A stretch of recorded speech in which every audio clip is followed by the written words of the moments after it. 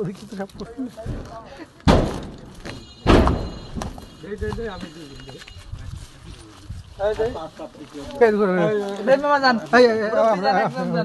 তুমি যাও তুমি যাও আমাকে পক্ষ বালিশ তো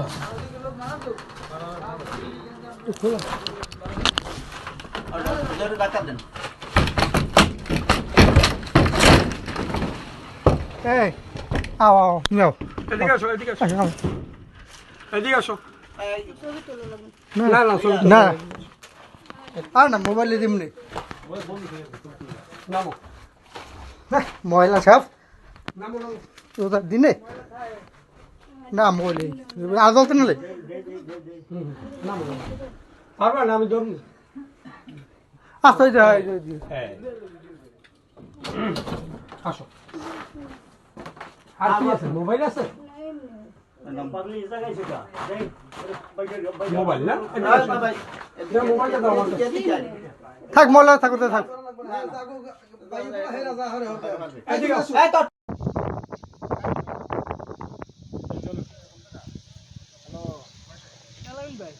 এ অমলদা সময় লাগবে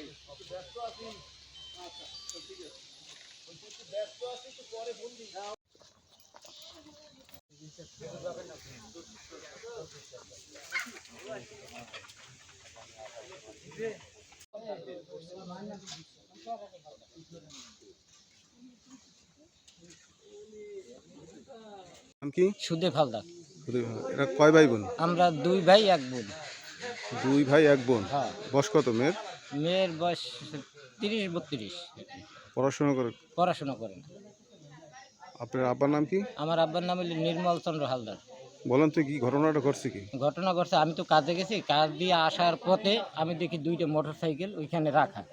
তা আমি চিন্তা করছি জায়গায় দুর্ঘটনা ঘটে। দুর্ঘটনা ঘটার পরে আমি আর ওটা বেশি আর কেয়ার নিই না। পরে বাড়িতে যখনকার আসছি, আসার সাথে সাথে শুনি আমার বোনকে তার একটা ঘর আছে ওইখানে, ওই ঘরটার ভিতরে আটকাইয়া তালা দিয়ে রাখছে। কখন? বেলা ধরেন মনে কর 5টার পরেও হবে। আগামীকাল? হ্যাঁ, শুক্রবার দিন।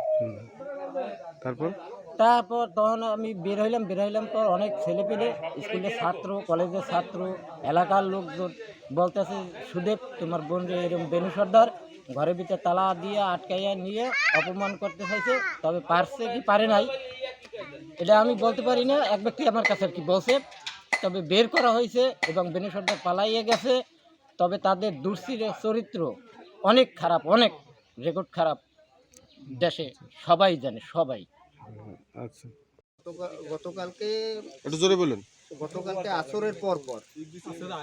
আসরের পর উনি ওই একটা মেয়ে প্রতিবন্ধীদের মেয়েটারে নিয়ে এর মধ্যে ঢোকার পর এলাকার লোকজন টের পাইছে। টের পাওয়ার পর যখন এলাকার লোকজন দূর থেকে ওনারে ফলো করছে, মেয়েটারে উপরে ঘরের মধ্যে নিয়ে ঘরের উপরে আটকাইয়া উনি চলে গেছে বাইরে।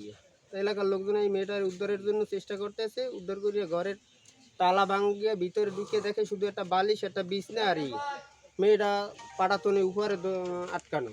পরে উপরের পাটাতনের দরজার তালা ভাঙিয়া বের করছে, বের করে নিয়ে আসছে। আর উনি পিছন থেকে দৌড়েই গেছে, লোকজনে দেখছে, ধরতে পারে নাই।